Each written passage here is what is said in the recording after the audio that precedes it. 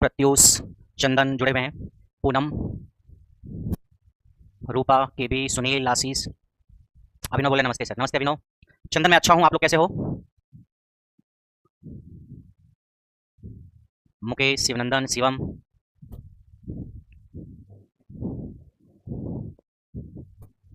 प्रियंका। हाँ शिवम बोलिए, क्या रिक्वेस्ट है? शिवम बोले सर आपसे एक रिक्वेस्ट है। क्या रिक्वेस्ट है शिवम? प्रत्यूष बोले सर दिल्ली से ज़्यादा सिंगरौली में पोल्यूशन है जहाँ मैं रहता हूँ। क्या कारण है वहाँ पे पोल्यूशन का प्रत्यूष? चंदन बोल रहे हम लोग भी अच्छे हैं। आलोक बोल रहे हम भी हैं सर। रामकेश सर कैसे हो? मैं अच्छा हूँ रामकेश, या आप लोग भी अच्छे हो? शेष बोल रहे हैं हेलो सर। चलिए स्टार्ट करते हैं आज की क्लास।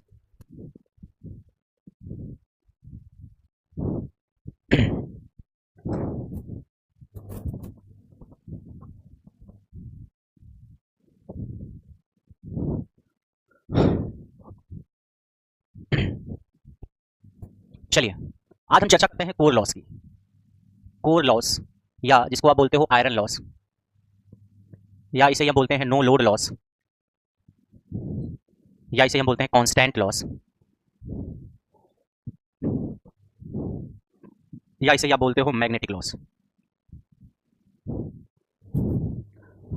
ठीक है, ये कोर लॉस है। कोर लॉस या आयरन लॉस मान लीजिए मैंने नाम दे दिया पी आई। ये क्या होता है कोर लॉस? जो आयरन की कोर होती है ना, आपकी आयरन की जो कोर है उसमें जो लॉस होता है उसको बोलते हैं कोर लॉस। कोर लॉस या आयरन लॉस पी आई, ये दो टाइप के लॉस से मिलकर बना होता है। एक होता है एडी करंट लॉस और एक होता है हिस्टेरिसिस लॉस। एक होता है एडी करंट लॉस और दूसरा होता है हिस्टेरिसिस लॉस। जो एडी करंट लॉस होता है P E, this is eddy current power loss. P is eddy current power loss. इसका फार्मूला होता है K E B M square into F. Eddy current loss होता है B M square F square, K E B M square into F square. This is your P E. ठीक है, K E constant है, where K E is a constant, BM is maximum value of flux density BM square into F square, और PH क्या है आपका? PH is hysteresis loss, और इसका formula होता है K H BM to the power 1.6 into F.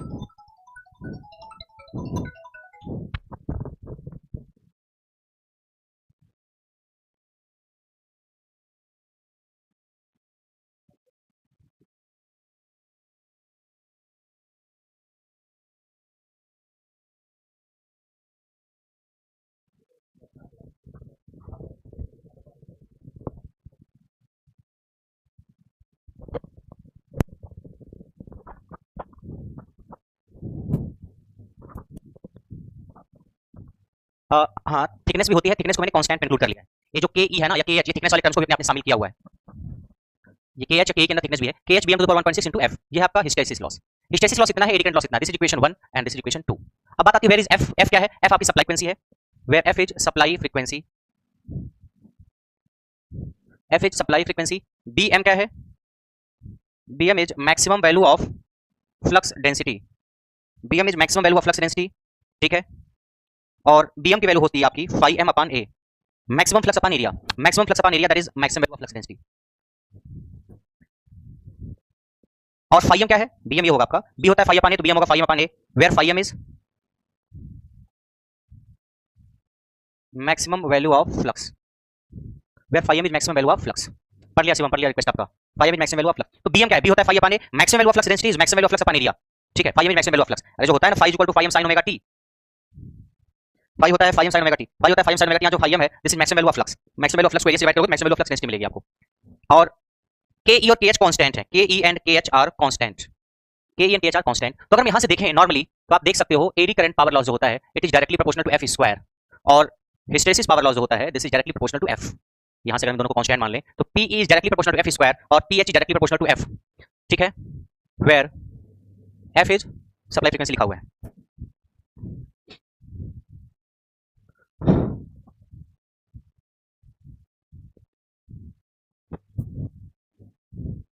यहाँ से आपको दिख रहा होगा कि फ्रीक्वेंसी बढ़ेगी तो एडी करंट पावर लॉस बढ़ेगा, फ्रीक्वेंसी घटेगी तो एडी करंट पावर लॉस घटेगा। फ्रीक्वेंसी डबल होगी तो एडी करंट लॉस 4 गुना होगा, फ्रीक्वेंसी 3 गुनी होगी एडी करंट पावर लॉस 9 गुना होगा, फ्रीक्वेंसी आधी होगी तो हिस्टेरिसिस लॉस हाफ हो जाएगा, ए 1/3 होगी तो 1/3 हो जाएगा। बात आ रही समझ में आप क्या नहीं? तो फ्रीक्वेंसी पे आपके दोनों लॉसेज डिपेंड करते हैं, फ्रीक्वेंसी पे आपके दोनों लॉसेज डिपेंड करते हैं। ये एडी करंट लॉस ज्यादा डिपेंड करता है, फ्रीक्वेंसी पे ये वाला लॉस जो है एडी करंट ज्यादा, क्योंकि फ्रीक्वेंसी को 2 गुना करोगे तो 4 गुना बढ़ जाएगा, लेकिन इसको 2 गुना करोगे तो हिस्टेरिसिस लॉस 2 गुना ही बढ़ेगा। यानी फ्रीक्वेंसी वेरिएशन का ज्यादा इंपैक्ट इसके ऊपर पड़ता है, एडी करंट पावर लॉस के ऊपर पड़ता है, हिस्टेरिसिस के ऊपर उतना फर्क नहीं पड़ता है। ठीक है, अब बात आती है कि जो कोर लॉस होता है आपका, इक्विवेलेंट सर्किट अगर आपको याद हो, मैं मिटा रहा हूं, ये फार्मूला है आपका हिस्टैरिसीस और एडी करंट लॉस का। इन दोनों लॉस को मिला के होता है आपका बनता है आयरन लॉस या कोर लॉस। जो कोर लॉस होता है आपका, कोर लॉस मतलब eddy current plus hysteresis loss, ये कांस्टेंट लॉस होता है। कांस्टेंट लॉस होता है मतलब क्या?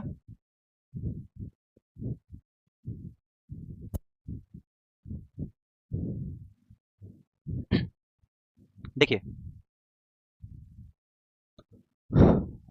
ट्रांसफार्मर की इक्विवेलेंट सर्किट अगर आपने बनाया, ये सब इक्वेशंस हैं सिप्टा का करने से डेरिवेशन का इक्वेशंस का, एडी करंट पावर लॉस क्या है और हिस्टैरिसीस पावर लॉस की इक्वेशन कैसे आई, फार्मूले का डेरिवेशन। इस फार्मूले का डेरिवेशन इंडिया के किसी भी कन्वेंशनल एग्जाम में आज तक नहीं पूछा गया है। इन फार्मूलों का डेरिवेशन इंडिया के किसी भी एग्जाम में आज तक नहीं पूछा गया है, तो इसके डेरिवेशन करने की कोई जरूरत नहीं है। ठीक है, इंडिया के किसी भी एग्जाम की बात मैं कर रहा हूं, including UPSC civil services exam, including UPSC Indian engineering services exam, including SSC conventional and other state engineering services exam, जहां कन्वेंशनल एग्जाम होता है कई स्टेट्स में, पब्लिक सर्विस कमीशन अगर आप इलेक्ट्रिकल इंजीनियर को ऑप्शनल लेते हो तो कहीं नहीं पूछा गया है। तो जो चीज आपके काम की नहीं है उसमें एनर्जी नहीं खर्च करने की जरूरत है। हाँ, इस फार्मूले का ऑपरेशन हम करेंगे आज ही, इस फार्मूले का हम ऑपरेशन करेंगे, उसको काटेंगे और काटेंगे तो अलग प्रकार की आवाजें आएंगी और उन आवाजों से क्वेश्चन आता है। वो देखो क्या अभी कैसे इस फार्मूले को हम टुकड़े टुकड़ों में बिखेरते हैं। इक्विवेलेंट सर्किट को अगर आप देखोगे तो रफली ये अप्रॉक्स इक्विवेलेंट सर्किट बना था, गौर से देखना आप।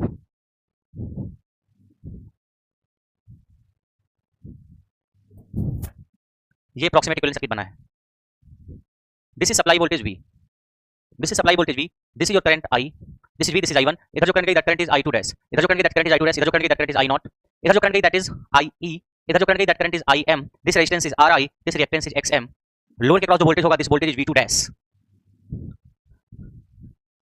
ठीक है, अब आपको मैंने कल बताया था RI एक ऐसा रजिस्टर है जिसमें होने वाला पावर लॉस कोर लॉस के बराबर होता है। बोलो कल बोला था नहीं बोला था शिवम? कोर लॉस क्या होता है? इस इक्विवेलेंट सर्किट में कोर लॉस को रिप्रेजेंट करने वाला कौन है? इस इक्विवेलेंट सर्किट में इस RI ये जो रजिस्टर है ना, इसमें होने वाला पावर लॉस कोर लॉस के बराबर होगा। तो इसमें होने वाला पावर लॉस कितना है जरा देखो। अगर ये वोल्टेज V है तो ये वोल्टेज V होगा, ये वोल्टेज V होगा, ये वोल्टेज V होगा। इसके बीच का वोल्टेज V मतलब इसके बीच का वोल्टेज V, मींस इसके बीच का, भाई ये पॉइंट सीधे सीधे यहां जुड़ा है और ये पॉइंट सीधे सीधे यहां जुड़ा है, मींस इसके बीच का वोल्टेज V है। क्या है? V। तो इसमें पावर लॉस कितना होगा? अगर इसके क्रॉस वोल्टेज V है, रेजिस्टेंस RI है, तो पावर लॉस क्या होगा? अगर कोई रेजिस्टेंस उसके क्रॉस वोल्टेज पता है, उस रेजिस्टेंस की वैल्यू RI पता है, तो इसमें होने वाला पावर लॉस क्या होगा? This is V square upon RI। Power loss क्या होगा? तो कोर लॉस जो आपका होगा PI, this is V square upon RI। ऐसे लिख सकते हैं या नहीं? बोलो, लिख सकते हैं V स्क्वायर अपॉन RI। अब आप ये बताओ, RI तो एक रजिस्टर है जो कि फिक्स है, V क्या है? V is supply voltage. इसका मतलब क्या? जो आपका आयरन लॉस है, जो कोर लॉस है, किस पे डिपेंड करता है? सप्लाई वोल्टेज पे। कोर लॉस या iron loss depends on supply voltage. ये वोल्टेज कौन सा है? ये ट्रांसफार्मर की प्राइमरी को जो सप्लाई वोल्टेज आपने दिया वही तो है। इस वोल्टेज V पे डिपेंड करता है PI। देखो फार्मूले से RI तो रजिस्टर फिक्स होगा, PI is directly proportional to V square, means supply voltage पे डिपेंड करता है कौन? Core loss. इसलिए आप पढ़ते हो कोर लॉस सप्लाई वोल्टेज पे डिपेंड करता है, कॉपर लॉस करंट पे डिपेंड करता है। तो कॉपर लॉस की चर्चा भी हम करेंगे। कोर लॉस डिपेंड करता है किस पे? सप्लाई वोल्टेज पे। अब आप मुझे ये बताओ, सप्लाई वोल्टेज हर क्षण बदलता रहता है क्या? हमने कहा कि ट्रांसफार्मर है, उसको हमने 230 वोल्ट की एसी दिया, तो अगर 230 वोल्ट की एसी दिया, 230 वोल्ट मतलब आरएमएस वैल्यू है। अगर 230 वोल्ट की एसी है, ये वोल्टेज की आरएमएस वैल्यू है, तो क्या वोल्टेज 230 बदलता रहेगा? कभी कम, कभी ज्यादा, कभी कम, कभी ज्यादा होगा? नहीं। तो अगर आपके पास कोई ट्रांसफार्मर है, आपने उसको एक वोल्टेज दिया, तो जो भी दे दिया वो फिक्स हो गया, वो बदलेगा नहीं।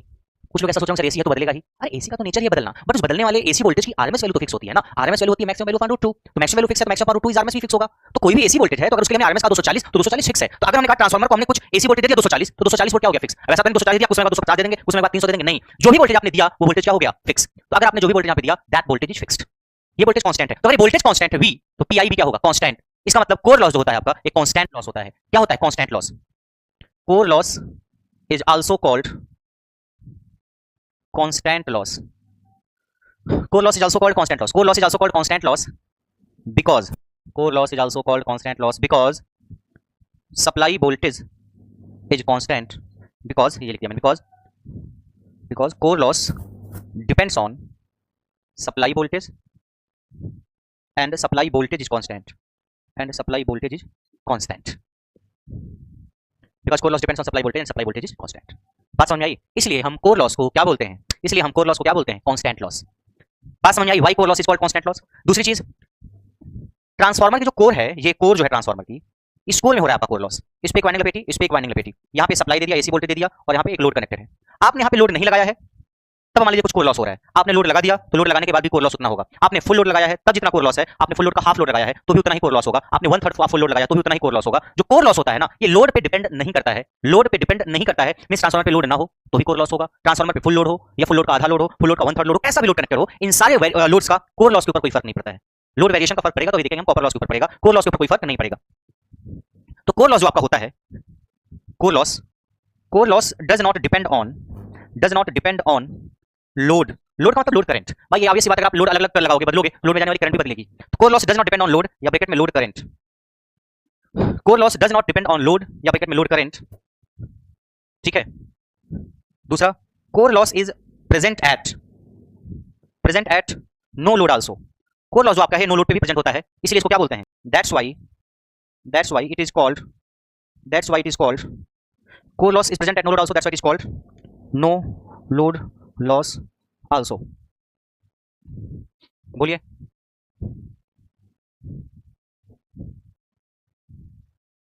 बता रही समझ में? Core loss is same at core loss is same at no load comma full load comma half of full load, यानी नो लोड पे जितना आपका कोर लॉस है उतना ही फुल लोड पे, उतना ही हाफ लोड पे, उतना ही वन फुल लोड पे, कोई भी लोड हो कोर लॉस उतना ही रहेगा। इससे आपको क्या सीखने की जरूरत है? लोड कैसा भी हो कोर लॉस जो है वही रहेगा, वो बदलेगा नहीं। कोर लॉस किस पे डिपेंड करता है? कोर लॉस डिपेंड करता है सप्लाई वोल्टेज पे। क्वेश्चन आता है कोर लॉस किस पे डिपेंड करता है? सप्लाई वोल्टेज पे। इस इक्विवेलेंट सर्किट से आप देख पा रहे हो या नहीं कि कोर लॉस आपका है 20 कर आ रही, तो सप्लाई वोल्टेज पे डिपेंड कर रहा है pi core loss iron loss. Supply voltage जो भी कर दीजिए, कितना दिया वो मुझे नहीं पता, जो भी दिया वो क्या कर दिया फिक्स। अगर आपने 440 वोल्ट दिया तो 440 वोल्ट फिक्स हो गया, आपने 600 वोल्ट दिया तो 600 वोल्ट फिक्स हो गया, आपने 11 केवी दिया तो 11 केवी फिक्स हो गया, तो जो भी वोल्टेज दिया वो फिक्स हो गया, फिक्स हो गया। तो कोर लॉस को हम बोलते हैं कांस्टेंट लॉस। अब हमें मान के चलते हैं कि ट्रांसफार्मर की कोर आयरन मटेरियल की बनी हुई है और उस आयरन में ये आपका लॉस हो रहा है, इसको बोलते हैं आयरन लॉस। हमें मान के चलते हैं कोर आयरन की बनी है और उसमें लॉस हो रहा है, इसको बोलते हैं आयरन लॉस। इसे हम बोलते हैं नो लोड लॉस। इसे हम बोलते हैं नो लोड लॉस, क्योंकि ये लॉस नो लोड पे भी प्रेजेंट होता है। मींस ट्रांसफार्मर में अगर कोई लोड ना कनेक्टेड हो, ट्रांसफार्मर में कोई लोड ना कनेक्टेड हो तो भी कोर लॉस होगा ही होगा, या इसको बोलते हैं मैग्नेटिक लॉस। ठीक है, ये लाइन आपको याद रखनी है कि नो लोड हो फुल लोड हो कैसा भी हो, हर लोड पे लॉस सेम रहेगा। ये लॉस नो लोड पे भी प्रेजेंट होता है। ठीक है, फ्रीक्वेंसी पर तो डिपेंड करेगा ही लोग, पर फ्रीक्वेंसी भी एक बार जो आप सप्लाई कर देते हो वो फिक्स होती है, फ्रीक्वेंसी बदलती थोड़ी। अगर एक बार आपने 50 हर्ट्ज की एसी सप्लाई दे दी तो 50 हर्ट्ज की रहेगी, 50 हर्ट्ज को 60 हर्ट्ज तो करोगे नहीं तुरंत। या अगर आपने 60 हर्ट्ज की सप्लाई दी तो 60 हर्ट्ज की रहेगी, आपने 100 हर्ट्ज की सप्लाई दी, 100 हर्ट्ज की दे दी तो 100 हर्ट्ज की फिक्स हो गई।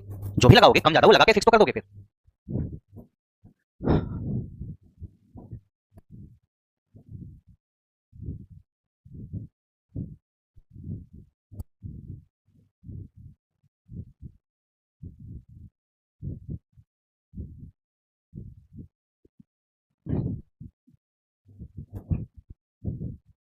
हाँ मुकुल, वोल्टेज चेंज करने पर तो कोर लॉस चेंज होगा, ये तो सही है। मुकुल का पूछना है वोल्टेज चेंज करने पर कोर लॉस चेंज होगा, बिल्कुल चेंज होगा।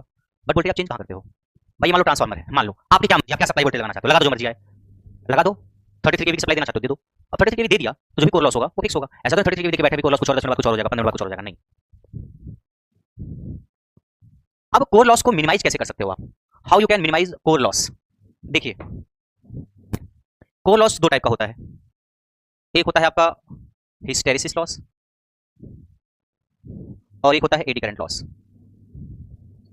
हम इसकी चर्चा करेंगे, how to minimise hysteresis loss and how to minimise eddy current loss.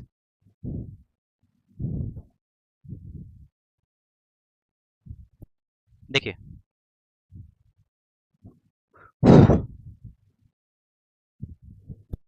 Hysteresis loss को अगर मिनिमाइज करना हो तो आपको मैंने बताया था क्या, हिस्टेरिसिस लॉस को आप कैसे मिनिमाइज कर सकते हो बताइए? हिस्टेरिसिस लॉस जो होता है ये बीएच कर्व के एरिया पे डिपेंड करता है, याद आ रहा है? ये आपका बी था, ये आपका एच था। बीएच कर्व का जो शेप होता है ना, उसका जो एरिया होता है बीएच कर्व का, उस पर डिपेंड करता है हिस्टेरिसिस लॉस। जो इस बीएच कर्व का एरिया होता है उस पर डिपेंड करता है hysteresis loss. Hysteresis loss depend करता है एरिया ऑफ बीएच कर्व के। ठीक है, तो हमने बताया था कि बीएच कर्व का एरिया किसी मटेरियल के लिए कम होता है, किसी मटेरियल के लिए ज्यादा होता है। अब इसी में आपको मैंने बताया था, एक सॉफ्ट मैग्नेटिक मटेरियल पढ़ाया था और एक हार्ड मैग्नेटिक मटेरियल पढ़ाया था। हमने बताया था हार्ड मैग्नेटिक मटेरियल के बीएच कर्व का एरिया ज्यादा होता है, तो बीएच कर्व का एरिया ज्यादा होता है तो हिस्टेरिसिस लॉस ज्यादा होगा। और अगर सॉफ्ट मैग्नेटिक मटेरियल की बात करें तो सॉफ्ट मैग्नेटिक मटेरियल के बीएच कर्व का एरिया काफी कम होता है, बीएच कर्व का एरिया क्या होता है काफी कम। तो अगर एरिया बीएच कर्व का काफी कम है, एरिया बीएच कर्व का काफी कम है तो हिस्टेरिसिस लॉस काफी कम होगा। मीन सॉफ्ट मैग्नेटिक मटेरियल के लिए बीएच कर्व का एरिया काफी कम है तो आप हिस्टेरिसिस लॉस को कम कर सकते हो by using soft magnetic material. So you can use soft magnetic material if you want to reduce hysteresis loss. अगर हम हिस्टेरिसिस लॉस को कम करना चाहते हैं तो सॉफ्ट मैग्नेटिक मटेरियल का इस्तेमाल करके कम कर सकते हैं। अब सॉफ्ट मैग्नेटिक मटेरियल का एक एग्जांपल आप ले लो और सॉल्व कर दो। तो हमने ऐसा मटेरियल लिया ट्रांसफार्मर की कोर बनाने के लिए कि जो सॉफ्ट मैग्नेटिक मटेरियल की कैटेगरी में आता हो, सॉफ्ट मैग्नेटिक मटेरियल की कैटेगरी में आता हो, तो हमने किसका इस्तेमाल किया? हमने इस्तेमाल किया सिलिकॉन स्टील का, या उसे हम बोलते हैं क्या, उसे आप बोल सकते हो CRGO। ठीक है, CRGO पूरा नाम क्या है? Cold rolled grain oriented, cold rolled grain oriented silicon steel, cold rolled grain oriented silicon steel, this is CRGO। ये CRGO, और इसे आप बोल सकते हो, और silicon steel can be used to reduce hysteresis loss. तो आप इसको सॉफ्ट आयरन का एग्जांपल मान सकते हो कि सॉफ्ट मैग्नेटिक मटेरियल हम इस्तेमाल करेंगे। सॉफ्ट मैग्नेटिक मटेरियल में सिलिकॉन स्टील या CRGO, cold rolled grain oriented silicon steel. अगर आपके पास ऑप्शन में CRGO दिख गया तो उसको देखो, आंख बंद करके और टिक करके आगे बढ़ जाओ। तो इस मटेरियल का अगर आप इस्तेमाल करोगे तो ऐसा स्पेसिफिक मटेरियल हमने बनाया, अगर इसकी कोर बनाएंगे तो कोर में होने वाला जो लॉस है हिस्टेरिसिस लॉस वो काफी कम होगा। So I have used CRGO, you should use CRGO if you want to reduce hysteresis loss. अब बात आती है एडी करंट लॉस क्या है और इसको कैसे कम कर सकते हैं। How to reduce eddy current loss, how you reduce eddy current loss. Eddy current loss है क्या पहले ये जानिए।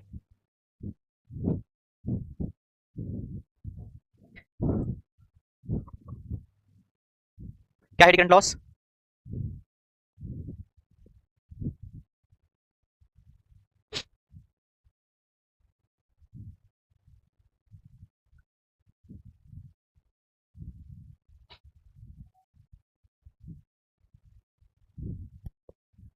लैमिनेशन से, मोनोसिस थिन लैमिनेशन का इस्तेमाल करके 0.35 mm थिकनेस का मोनोसिस आज काफी दिनों बाद दिख रहा है आप कमेंट के रूप में। देखिए hysteresis loss, eddy current loss क्या होता है ध्यान से देखो आप। ये मान लीजिए कोर है, ट्रांसफार्मर की कोर है। अगर हम कोर को देखें, मान लीजिए आपकी कोर,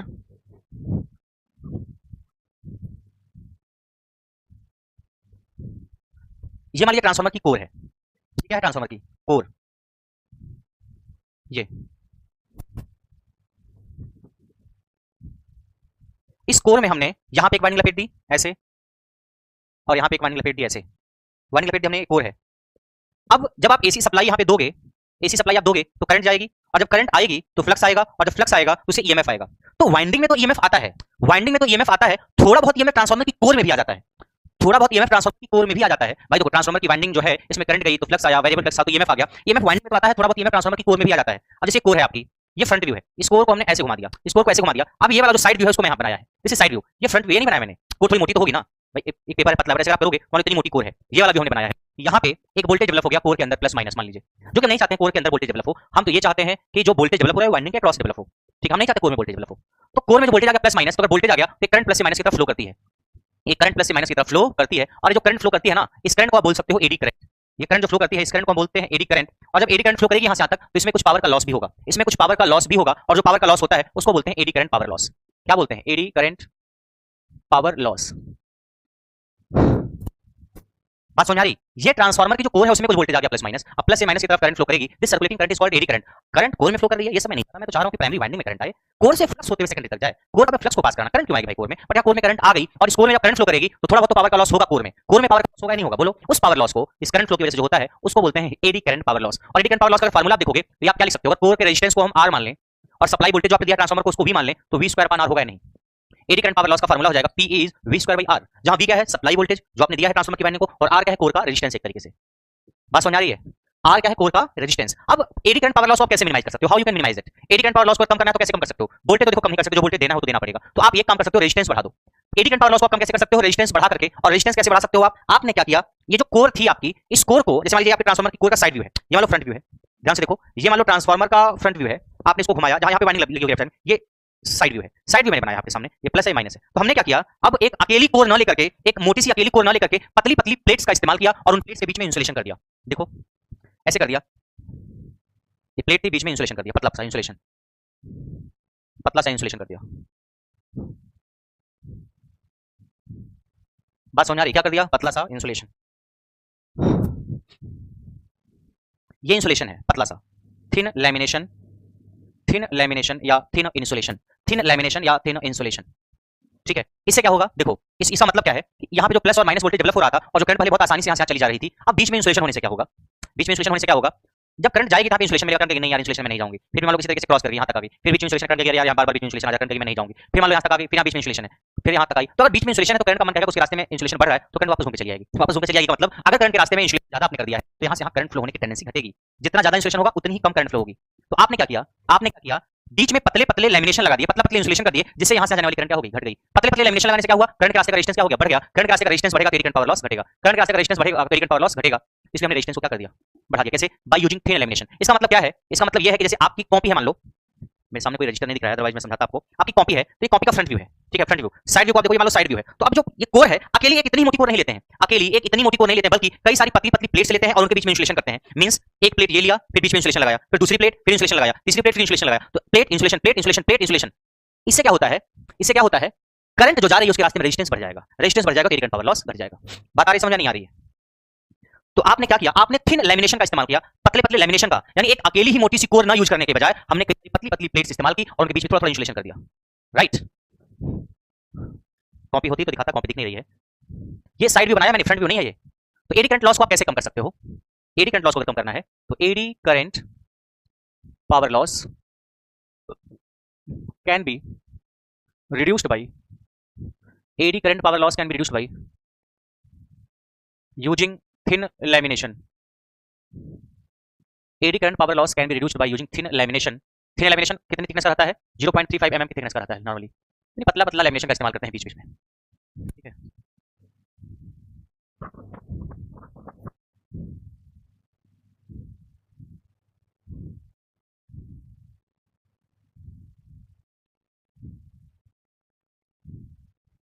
वीडियो रुक गया है क्या?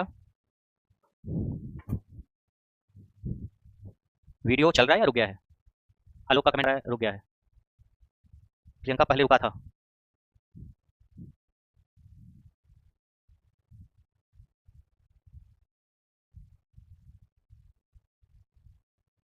बीच बीच में रुक गई वीडियो, लोगों का कमेंट आ रहा है। ओके, जब वीडियो का रुका करे तो आप लोग कमेंट कर दिया करो। चलिए, चल रही कुछ लोगों की। ओके, तो जो पार्ट मैंने अभी तक समझाया वो तो आप लोगों ने सुना या नहीं सुना? जो चीजें मैंने अभी तक समझाई वो वीडियो उस दौरान रुक गई थी या चल रही थी? ठीक है, अगर वीडियो रुक गई थी तो आप दोबारा प्ले करके देख सकते हो उस पार्ट को। तो AD current power loss can be reduced by using thin lamination. आप पतले पतले लैमिनेशन का इस्तेमाल करके लगभग 0.35 mm थिकनेस का इस्तेमाल कर सकते हो। पतला लैमिनेशन यहाँ, पतला लैमिनेशन यहाँ, पतला लैमिनेशन यहाँ, पतला लैमिनेशन यहाँ, पतले पतले लैमिनेशन का, पतले पतले इंसुलेशन का इस्तेमाल कर रहे हो। ठीक है, क्वेश्चन आता है थिन लैमिनेशन यूज करेंगे या थिक लैमिनेशन यूज करेंगे? अगर क्वेश्चन आता है थिन लैमिनेशन या थिक लैमिनेशन तो याद रखना थिन लैमिनेशन टिक करोगे, थिक लैमिनेशन नहीं। ठीक है,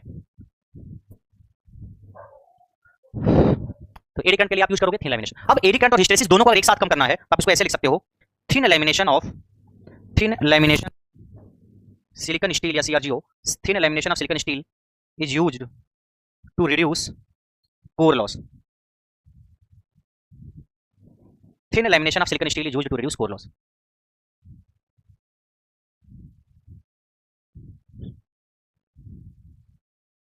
थिन लैमिनेशन क्यों? थिन लैमिनेशन मींस पतले लैमिनेशन, किस लिए? एडी करंट को कम करने के लिए। Of silicon steel, silicon steel का मींस मटेरियल जो कोर का होगा वो सिलिकॉन स्टील का होगा। अब silicon steel insulation, silicon steel insulation यानी कोर की जो प्लेट्स होगी वो सिलिकॉन स्टील या CrGO की होगी और बीच बीच में इंसुलेशन इस्तेमाल करेंगे। तो इंसुलेशन इस्तेमाल करेंगे एडी करंट लॉस के लिए और जो कोर लेंगे वो लेंगे सिलिकॉन स्टील की। सिलिकॉन स्टील की क्यों? हिस्टेरेसिस लॉस के लिए। तो सिलिकॉन स्टील से हिस्टेरेसिस लॉस कम हुआ, थिन लैमिनेशन से एडी करंट लॉस कम हुआ to reduce the core loss. Core loss को कम करने के लिए इस्तेमाल करते हैं। ठीक है, अब कभी कभी क्वेश्चन ये आता है कि हाई फ्रीक्वेंसी पे एडी करंट लॉस को कम कैसे किया जाएगा, तो वो मैं लिख रहा हूं। देखिए, अगर फ्रीक्वेंसी बहुत हाई है तो उस पे क्वेश्चन आता है ferrite core is used at high frequency. Ferrite core is used at high frequency to reduce. Ferrite core is used at high frequency to reduce eddy current loss at high frequency. लिख दिया है। Ferrite core is used at high frequency to reduce eddy current loss due to its high resistance. देखो AD current loss होता है V²/R। Resistance ज्यादा होगा तो AD current loss को कम किया जा सकता है।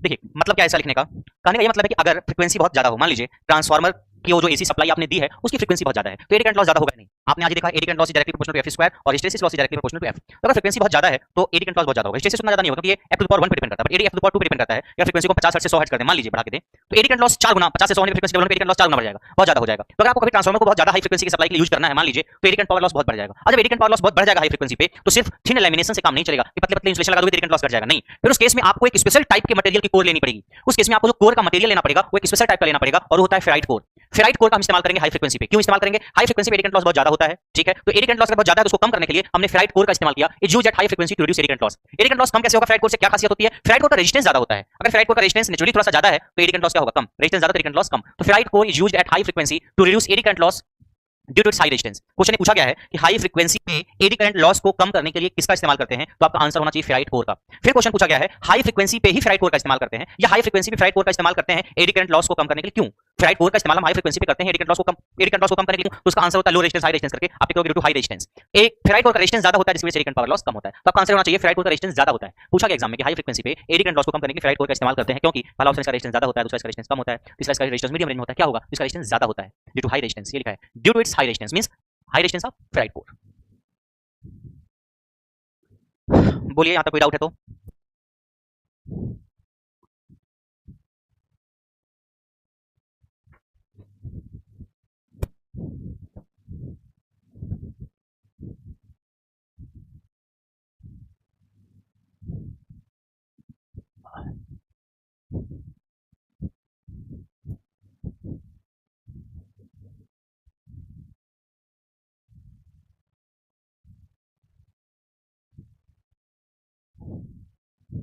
मुकुल का क्वेश्चन है कि सर रेजिस्टेंस ज्यादा होने से एडी करंट लॉस कम होगा तो सर लेमिनेशन थिक क्यों नहीं करते, मोटा क्यों नहीं करते हैं, उससे रेजिस्टेंस ज्यादा होगा। देखिए मुकुल, आप इस बात का तो ध्यान दोगे कि थोड़ा थोड़ा लेमिनेशन कर देंगे तो एडी करंट लॉस कम हो जाएगा, बट इस बात का आपको ध्यान रखना है कि जो कोर आप यूज कर रहे हो उस कोर के अंदर परमीएबिलिटी भी ठीक ठाक होनी चाहिए। ठीक है, कोर के अंदर परमीएबिलिटी भी ठीक ठाक होनी चाहिए, क्योंकि कोर का काम क्या है? कोर का काम है प्राइमरी वाइंडिंग के फ्लक्स को सेकेंडरी वाइंडिंग तक ले जाना। अब आपने कोर में आयरन का कोर था पहले, थोड़ा थोड़ा लेमिनेशन था तो चल गया, अब कोर की थिकनेस कम है, इंसुलेशन की थिकनेस ज्यादा है, तो जो अब आपकी कोर तैयार होगी ना उसकी परमिएबिलिटी उतनी अच्छी नहीं होगी। तो इस बात का हमको ध्यान रखना है कि कोर की मैग्नेटिक प्रॉपर्टी प्रभावित ना हो पाए। मैग्नेटिक प्रॉपर्टी का मतलब कोर के अंदर की जो परमिएबिलिटी है वो हाई होनी चाहिए, कोर का रिलक्टेंस लो होना चाहिए। रिलक्टेंस लो होना चाहिए मतलब प्राइमरी वाइंडिंग का फ्लक्स सेकेंडरी तक आसानी से पहुंच जाना चाहिए। उसी के लिए तो हमने आयरन की कोर का इस्तेमाल किया है। अब आयरन की कोर में इतनी मोटी-मोटी अगर इंसुलेशन इस्तेमाल करोगे तो इस इंसुलेशन के थ्रू फ्लक्स आपका नहीं जाएगा। फ्लक्स पास होने के लिए मटेरियल से मटेरियल अच्छा मैग्नेटिक मटेरियल होना चाहिए, परमिएबिलिटी हाई और रिलक्टेंस लो होना चाहिए। आप जो इंसुलेशन कर रहे हो ना इससे करंट के रास्ते में अवरोध आ रहा है, लेकिन थोड़ा बहुत अवरोध फ्लक्स के रास्ते में भी आएगा। मींस मटेरियल जो था आपका कोर वो उतना अच्छा मैग्नेटिक मटेरियल नहीं रहेगा।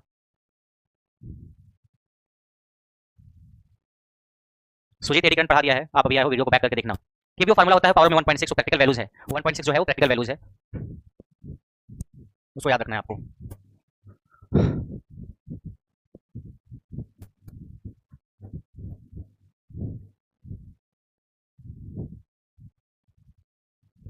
चलिए अब हम बात करते हैं कॉपर लॉस की।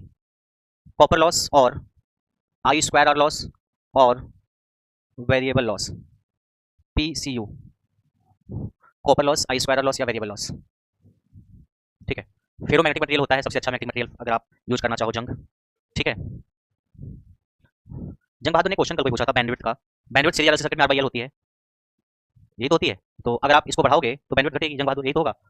R/L की फार्मूला करके देख लो, आपने ऑप्शन को अच्छे से पढ़ा नहीं जंग, बी ऑप्शन था उसमें शायद। देखिए कॉपर लॉस क्या होता है, this is loss in resistive part of winding, this is loss in resistive part of winding. जैसे अगर मान लिया प्राइमरी वाइंडिंग है तो प्राइमरी वाइंडिंग में पावर लॉस कितना होगा, प्राइमरी वाइंडिंग में आई स्क्वायर लॉस अगर निकालोगे आप तो प्राइमरी वाइंडिंग में करंट है I1 उसका square into resistance R1। Secondary winding I square loss अगर निकालो, सेकेंडरी वाइंडिंग की करंट है I2 स्क्वायर इनटू R2। सीधी सी कहानी है, I1 square into R1, I2 square into R2। Primary winding current into primary winding का resistance, secondary winding current into secondary winding का resistance, ठीक है। अब हमने क्या किया था, सेकेंडरी को प्राइमरी साइड भेजा था, तो जब उस सर्किट से आप देखो, अगर इस इक्विवेलेंट सर्किट से अगर हम देखें,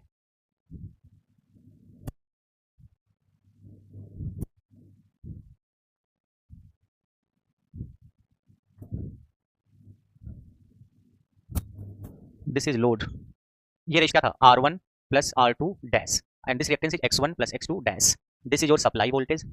यहाँ पे करंट गई I1, इसमें जो करंट गई दैट इज I2 डैश, इसमें जो करंट गई दैट इज I0, यहाँ पे IE, यहाँ पे IM, ये है RI और ये है XM। अब जब आप देखो यहाँ पे इस इक्विवेलेंट सर्किट में ये तो रेजिस्टेंस दोनों का R1 plus R2 resistance, primary secondary के साथ रेजिस्टेंस, टोटल रेजिस्टेंस, ये टोटल रिएक्टेंस है। तो प्राइमरी वाइंडिंग का जो रेजिस्टेंस है उसमें भी कुछ I स्क्वायर लॉस होगा, सेकेंडरी वाइंडिंग का जो रेजिस्टेंस है उसमें भी कुछ I स्क्वायर लॉस होगा। तो प्राइमरी प्लस सेकेंडरी का जो I स्क्वायर लॉस है उसको आप बोल सकते हो कॉपर लॉस। हम ये मान के चलते हैं कि ट्रांसफार्मर की वाइंडिंग कॉपर की बनी हुई है, हम ये मान के चलते हैं कि ट्रांसफार्मर की वाइंडिंग कॉपर की बनी है और उस कॉपर की वाइंडिंग में लॉस हो रहा है, इसलिए इसको क्या बोलते हैं कॉपर लॉस, ठीक है। तो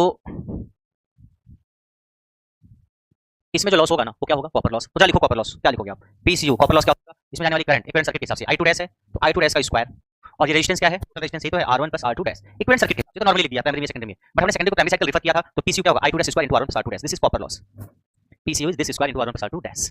बोलिए अब I2 डैश क्या है, यहाँ पे जाने वाली करंट, यहाँ पे जाने वाली करंट है I2 डैश, उसका स्क्वायर कर दिया। अगर ट्रांसफार्मर नो लोड पे हो, ये नो लोड पे, लोड हट किया जाए यहाँ से, आप मुझे बताओ क्या इसमें कोई करंट जाएगी, नो लोड का मतलब यहाँ पे ओपन हो गया, ओपन हो गया, कोई करंट इसमें जाएगी नहीं। जब करंट ही नहीं जाएगी तो I2 डैश क्या हो गया जीरो, तो I2 डैश जीरो रखो, zero into resistance zero, means no load पे कॉपर लॉस क्या होता है जीरो। तो पहला पॉइंट ये है कि copper loss is absent, copper loss is absent at no load, यानी नो लोड पे कॉपर लॉस क्या होता है जीरो होता है, बट कोर लॉस होगा नो लोड पे, नो लोड पे कॉपर लॉस जीरो होता है बट कोर लॉस होगा, copper loss is absent at no load. दूसरा, अगर यहाँ पे लोड आप चेंज करोगे, जो लोड लगाया गया है,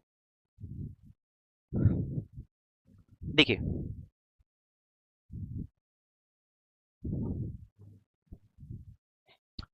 ये मान लीजिए आपके पास कोई लोड है, ठीक है, इसके पास वोल्टेज है 10 वोल्ट, ये कोई लोड, इसके पास वोल्टेज 10 वोल्ट। अगर इस लोड को पावर जो चाहिए वो 10 वाट की चाहिए, मान लीजिए ये कोई लोड है, इसके पास वोल्टेज 10 वोल्ट, अगर इसमें इस लोड में पावर 10 वाट की चाहिए तो इसमें आने वाली करंट कितनी होनी चाहिए, ये एक लोड है, लोड के पास वोल्टेज 10 है, अगर इसमें आने वाली करंट को 10 वाट चाहिए, आने पावर कंज्यूम को 10 वाट करना है तो आने वाली करंट कितनी होनी चाहिए, पावर होती है V इंटू आई, पावर 10 वाट चाहिए, वोल्टेज 10 है, तो यहाँ पे पावर 10 वोल्टेज 10, करंट निकाल लेंगे, करंट यहाँ से आ जाएगी 1 एम्पियर, इसका मतलब यहाँ पे करंट कितनी आनी चाहिए 1 एम्पियर, आएगा 1 एम्पियर। अगर मैंने कहा नहीं मुझे इस लोड में पावर जो चाहिए वो 10 वाट नहीं बल्कि 20 वाट चाहिए, जब 10 वाट पावर चाहिए तो 10 1 एम्पियर करंट आ रही थी, मैंने कहा वोल्टेज तो इसके पास 10 ही है, बट अगर इसमें पावर जो चाहिए वो 20 वाट चाहिए, अगर पावर इस लोड में 20 वाट चाहिए तो कितनी करंट आनी चाहिए, करंट कितनी आनी चाहिए 2 एम्पियर, ये वोल्टेज 10 है, करंट हो जाएगी, पावर होगी V इंटू आई, 10 इंटू 2 पावर 20 वाट हो जाएगी। हमने कहा नहीं इसमें पावर 40 वाट चाहिए, अगर इसमें पावर मुझे 40 वाट चाहिए, इसमें पावर मुझे 40 वाट चाहिए तो क्या करेंगे, अगर इसमें पावर 40 वाट चाहिए तो क्या करेंगे, इसमें आने वाली करंट कितनी होगी 4 एम्पियर, इसमें आने वाली करंट कितनी होगी 4 एम्पियर, बोलो 4 एम्पियर। इसका क्या मतलब है कि जैसे जैसे लोड बढ़ाओगे, लोड बढ़ाने का मतलब उसको ज्यादा पावर चाहिए, तो ज्यादा पावर चाहिए तो वोल्टेज अगर फिक्स है तो आने वाली करंट भी बढ़ेगी। तो लोड अगर बढ़ाओगे तो लोड में आने वाली करंट भी बढ़ेगी। लोड घटेगा तो उसमें कम करंट की जरूरत होगी, मींस लोड करंट भी घटेगी। तो लोड बढ़ने पे उसमें जाने वाली करंट बढ़ती है। जैसे 10 वाट पे 1 एम्पीयर करंट थी, 20 वाट पे 2 एम्पीयर करंट चाहिए थी, 40 वाट पे 4 एम्पीयर करंट चाहिए थी। तो लोड बढ़ेगा तो उसको ज्यादा करंट चाहिए। तो लोड बढ़ना मींस लोड में जाने वाली करंट बढ़ना, तो लोड का बढ़ना मींस लोड में जाने वाली करंट का बढ़ना, लोड का बढ़ना मींस लोड में जाने वाली करंट का बढ़ना, लोड का घटना मींस लोड में जाने वाली करंट का घटना, मींस कम करंट चाहिए। बात समझ आ रही है? तो अगर आपका ये लोड चेंज होगा तो उसमें जाने वाली करंट भी चेंज होगी, नहीं चेंज होगी बोलो। हमने कहा इस लोड को पावर चाहिए 100 वाट, कितनी पावर चाहिए बोलो 100 वाट, तो इसमें वोल्टेज 10 है तो आने वाली करंट कितनी होनी चाहिए 10 एम्पीयर होनी चाहिए नहीं। तो if you will change the load, इसमें आने वाली करंट बदलेगी। और अगर इसमें आने वाली करंट बदलेगी, इसमें आने वाली करंट बदलेगी, तो इसमें रेजिस्टेंस में आने वाली करंट बदली तो रेजिस्टेंस में होने वाला पावर लॉस भी बदलेगा। तो अगर लोड कुछ और तो पावर लॉस अभी इसमें कुछ और होगा, लोड बदल गया तो इसमें होने वाला पावर लॉस बदल जाएगा। तो जैसे जैसे लोड बदलोगे आई स्क्वायर आर लॉस जो है आपका ये वाला, इसमें जो पावर लॉस है वो बदलेगा क्योंकि इसमें आने वाली करंट बदलेगी। इसीलिए आप ये बोलते हो कि कॉपर लॉस जो है वो वेरिएबल लॉस है, मींस लोड बदलने पे बदलता है, क्योंकि लोड बदलने पे लोड में जाने वाली करंट बदलती है, और जब लोड में जाने वाली करंट बदलेगी तो इसमें होने वाला कॉपर लॉस भी बदलेगा। That's why copper loss is called variable loss. Copper loss load पे डिपेंड करता है, या आप बोलो लोड करंट पे डिपेंड करता है। लोड चेंज करोगे, लोड करंट को चेंज करोगे तो कॉपर लॉस क्या होगा, चेंज होगा। Copper loss is absent at no load, ठीक है। दूसरा, copper loss is called variable loss. Loss, copper loss is called variable. Copper loss is called variable loss because copper loss is called variable loss because it depends on load या load current, ठीक है। as the load changes या load current changes, copper loss changes। बात समझ में आई? Copper loss current पे depend कर रहा है। कॉपर लॉस डिपेंड किस पे करता है, लोड करंट पे। मेरी बात ध्यान से सुनो, कॉपर लॉस डिपेंड करता है इस लोड में जाने वाली करंट कितनी होगी। लोड में जाने वाली करंट मींस करंट, लोड में जाने वाली करंट डिपेंड करता है मींस करंट पे डिपेंड करता है। तो यहाँ पे मैं लिख दे रहा हूँ copper loss depends on current या load current. Copper loss depends on current. Copper loss depend करता है किस पे, करंट पे। और कोर लॉस किस पे डिपेंड करता है, वोल्टेज पे। समझ में कहानी? कोर लॉस डिपेंड करता है वोल्टेज पे, कुछ देर पहले पढ़ाया, और कॉपर लॉस डिपेंड करता है करंट पे, मींस लोड में जाने वाली करंट पे। क्या नो लोड पे कॉपर लॉस होगा? जी नहीं, नो लोड पे कॉपर लॉस जीरो होगा, बट कोर लॉस होगा। यहां तक कहानी समझ में आई या नहीं, बताओ, टेल मी।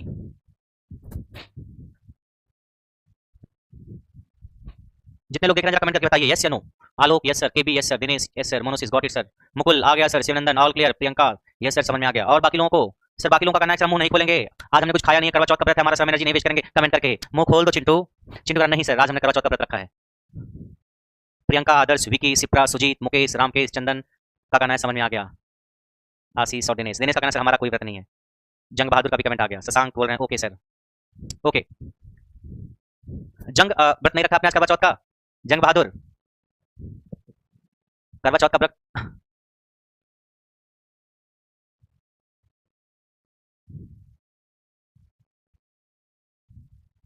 चलिए आगे बढ़ते हैं।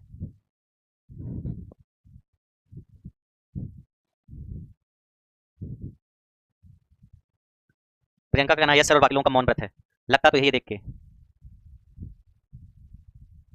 मोनोसिस बोल रहे हैं सर,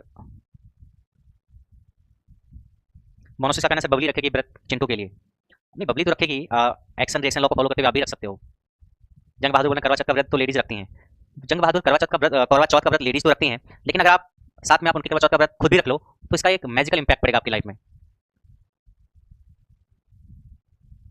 सिप्रा का कहना है बॉयज लोग भी करवा चौथ करते हैं क्या? बिल्कुल करते हैं। आप बहुत सारे को देखोगे कि जो अपनी वाइफ के साथ या अपनी गर्लफ्रेंड खुद भी करवा चौथ करते हैं, इससे उनके वाइफ या गर्लफ्रेंड को अच्छा लगता है। ये बॉन्डिंग को और स्ट्रॉन्ग करने के लिए तो है। देखो ऐसा तो है नहीं कि किसी के व्रत रखने से आपकी लाइफ बेहतर हो जाएगी या आप ज्यादा अमीर हो जाओगे, आप एग्जाम में 2 नंबर एक्स्ट्रा जाएंगे, ऐसा कुछ भी नहीं है। व्रत रखने का आपकी प्रोग्रेस से कोई डायरेक्ट रिलेशनशिप नहीं है। व्रत रखना आप और दूसरे के बीच के बॉन्ड को बढ़ा देता है, बॉन्ड को मजबूत कर देता है। आपको ये लगता है कोई तो ऐसा है जो आपके लिए व्रत रखता है, इससे एक दूसरे के प्रति परवाह की केयर की भावना थोड़ी सी आ जाती है, ठीक है। मोनोसिस बोल रहे हैं बॉयज लोग यहाँ पे वेस्ट बंगाल में शिवरात्रि के दिन व्रत रहते हैं।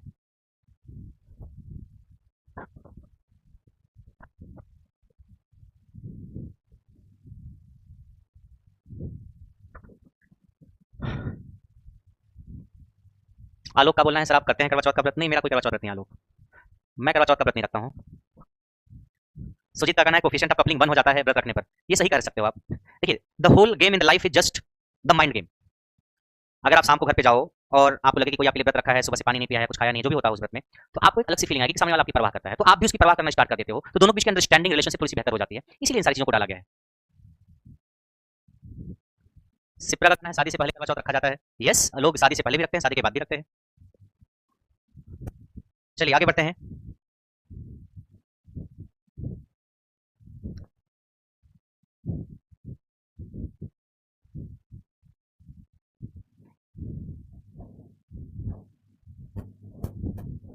जितने भी नियम कानून रीति रिवाज बनाए गए हैं वो ह्यूमंस की लाइफ को बेहतर तरीके से चलाने के लिए बनाए गए हैं, अदरवाइज सिस्टम आपका अच्छे से चलता नहीं।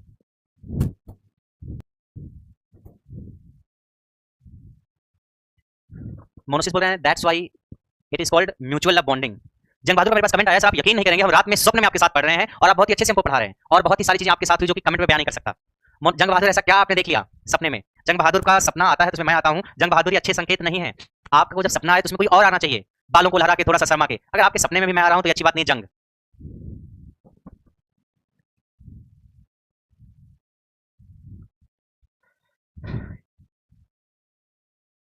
चलिए, नहीं, जंग बहादुर का कमेंट आप दूसरे तरीके से मत लीजिए। Jang Bahadur is so much dedicated for this study when he is awaken.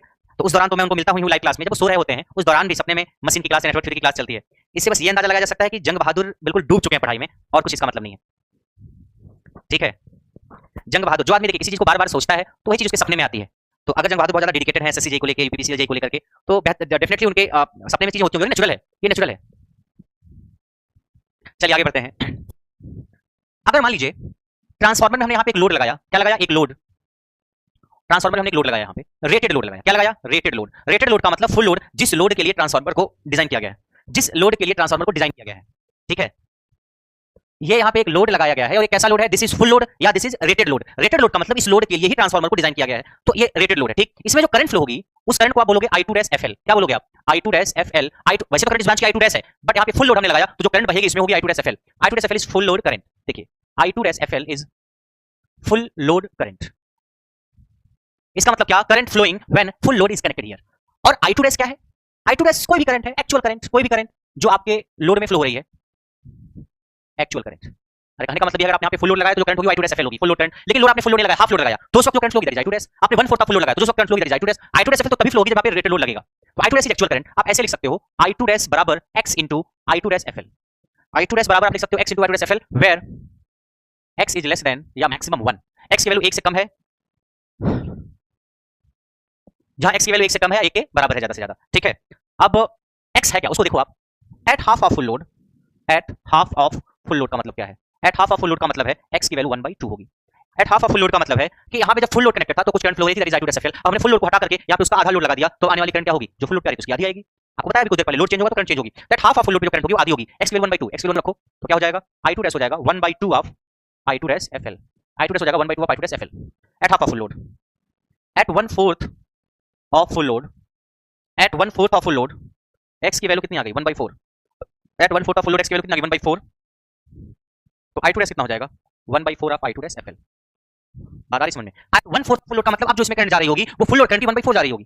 x की वैल्यू 1/4 है। अगर हमने कहा full load, eight full load, eight full load का मतलब x की वैल्यू 1। फुल लोड का मतलब x की वैल्यू 1 में जो आपकी करंट फ्लो रही होगी I2- वो बराबर होगी I2-FL के। फ्लो होने वाली एक्चुअल करंट I2-FL के बराबर होगी। बात समझ आ रही है? इसका मतलब क्या कि अगर आप फुल लोड लगाओगे तो कुछ और current, half of the full load लगाओगे तो फुल लोड की आधी करंट, 1/4 ऑफ फुल लोड लगाओगे तो फुल लोड की 1/4 करंट, 1/6 ऑफ फुल लोड लगाओगे तो फ्लो होने वाली करंट 1/6 होगी फुल लोड करंट की। मींस जैसे जैसे लोड बदलोगे इसमें जाने वाली करंट बदलेगी और इसमें जाने वाली करंट बदलेगी तो इसमें होने वाला I2R लॉस बदलेगा। इसलिए बोलते हैं I2R लॉस को वेरिएबल लॉस या कॉपर लॉस को वेरिएबल लॉस बोलते हैं, क्योंकि जैसे जैसे लोड बदलेगा लोड करंट बदलेगी और I2R लॉस बदलेगा। किसमें करंट ऐसे होके जाएगी? बोलो। अब यहां से देखो, PCF को हमने मान लिया फुल लोड कॉपर लॉस। क्या मान लिया? PCF is full load copper loss. Full load copper loss का मतलब क्या कि जब वहां पे फुल लोड कनेक्टेड है यहाँ पे या रेटेड लोड कनेक्टेड है तो इसमें जो करंट गई होगी उस करंट से जो कॉपर लॉस इसमें हुआ होगा वो होगा फुल लोड कॉपर लॉस। तो ये हो जाएगा आपका क्या? फुल लोड करंट कितनी फ्लो रही है? I2-FL, I2-FL का स्क्वायर, I2 इनटू रेजिस्टेंस क्या होगा? R1 + R2 dash, R1 + R2 dash, I square into R, R की जगह R1 + R2 डैश लिख दिया, I2-FL का स्क्वायर कर दिया। ये कौन सी करंट है? I2-FL full load current, full load लगा है ना, तो कॉपर लॉस कैसे निकालेंगे? I2R करंट की जगह I2-FL square into R1 + R2 dash. PCF क्या? Full load copper loss. ठीक है, अब copper loss at any load, copper loss at any load क्या होगा? Copper loss at any load, any load का मतलब अब एक्चुअल लोड वहां पे कैसा है? हाफ है, फुल लोड का 1/4 मुझे नहीं पता। उस दौरान कॉपर लॉस को क्या लिखोगे? Copper loss at any load PCU is I2 dash का square into R1 + R2 dash, I2 dash का स्क्वायर R1 + R2। देखो ये रेजिस्टेंस यहाँ भी है, यहाँ पे फुल लोड करंट है क्योंकि आप फुल लोड पे कॉपर लॉस निकाल रहे हो। यहाँ पे I2 डैश हमने लिखा है क्योंकि I2 डैश कोई भी करंट हो सकती है, तो copper loss at any load. ठीक है, अब I2 डैश की जगह पे क्या लिख सकते हो आप? I2 डैश पे आप लिख सकते हो x * I2-FL। तो I2 डैश स्क्वायर क्या हो जाएगा? x स्क्वायर I2-FL का स्क्वायर, तो लिखो I2 डैश स्क्वायर की जगह पे x स्क्वायर इनटू I2-FL का square, x square into I2-FL का स्क्वायर हो गया I2 डैश स्क्वायर। ठीक है, और ब्रैकेट में R1 + R2 डैश, इसकी जगह पे लिख दिया। अब देखो ये क्या है? I2-FL square R1 + R2 dash, I2-FL square R1 + R2 dash. इस पूरे जगह क्या लिख सकते हो, पीसीएफ। पीसीएफ क्या है, फुल लोड कॉपर लॉस, ये है। तो इस पूरे जगह हम पीसीएफ लिख सकते हैं। ये कितना हो गया, x square PCF. X square है, बाकी जगह पीसीएफ लिख दिया, यह है पीसीएफ। यहाँ से जो नया फार्मूला निकल के आया, पीसीयू इज एक्स स्क्वायर, क्या फार्मूला निकल के आया, PCU is x square PCF.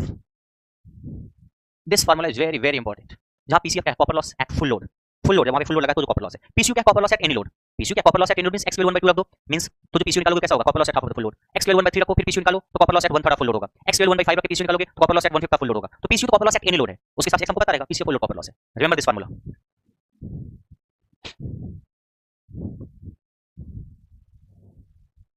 यहाँ तक कोई डाउट है तो,